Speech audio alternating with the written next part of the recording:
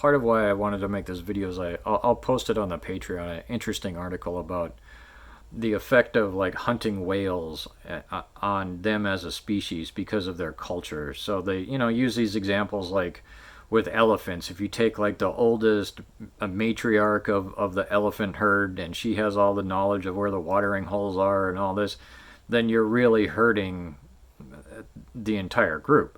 And so kind of going back to what I was saying, if you have this, displacement and everybody is just kind of like scattered to the wind, what's that doing to, say, the younger ones that all of a sudden, the male that's been out there for 30, 40 years is who knows where, and it's going to take you a while, if at all, to track him down because he went that way and you went that way. I mean, there's really kind of a lot to think about there. And just other stuff like group dynamics, okay? How within their culture, they undoubtedly have an understanding, okay, well, we get along, with this other group of Sasquatch over here under these circumstances, and then maybe this other group over here we're kind of competitive with or whatever.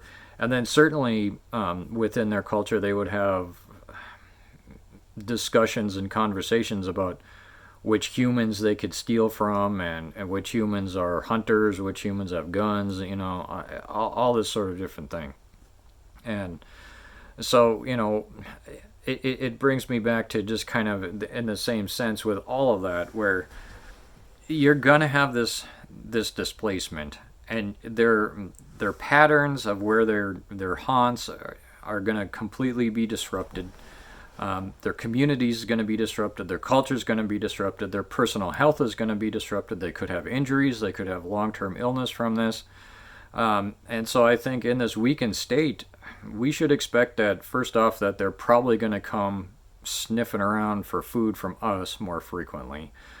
And also that, like, for instance here, I think there are going to be more and more of them that come out to the coast because it stays cool here and we have less problems with the wildfire smoke. It's less drought conditions than it is inland. And also I think a lot of them are probably going to be moving to areas further into the north central. With everything that we're seeing in the Pacific Northwest with heat domes and heat waves and ice storms and, we've always had floods, but just with all that, I think these creatures, when you throw on the wildfires, and especially now, we're logging like crazy because there's this huge building surge. We're decades behind in where we need to be as far as providing housing in this country, and so I think there is also kind of an attitude in the Pacific Northwest that, hey, we've got wildfires going on, we're getting good money for the timber, let's get it out of there before it burns. And get it into homes and everything else, and so between wildfires and just this push for more and more clear cutting, and these creatures are going to be pushed against some pretty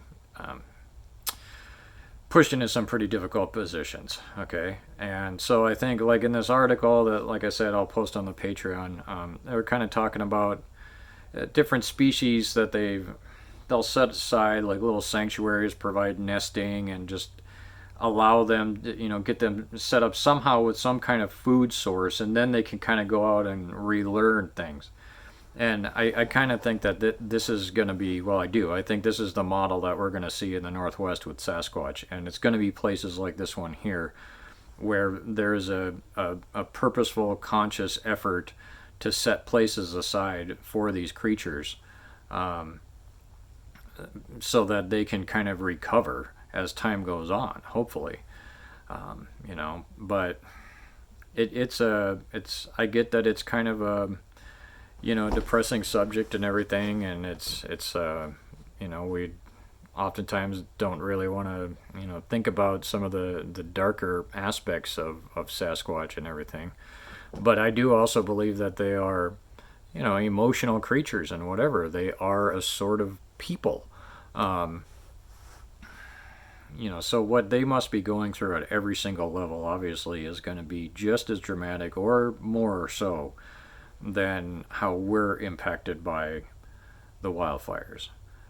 So that's just some kind of food for thought. I wanted to throw it out there. If you have any comments, please. I always love to hear from people, either on YouTube or on the Patreon. But other than that, stay cool, and I'll talk to you next time.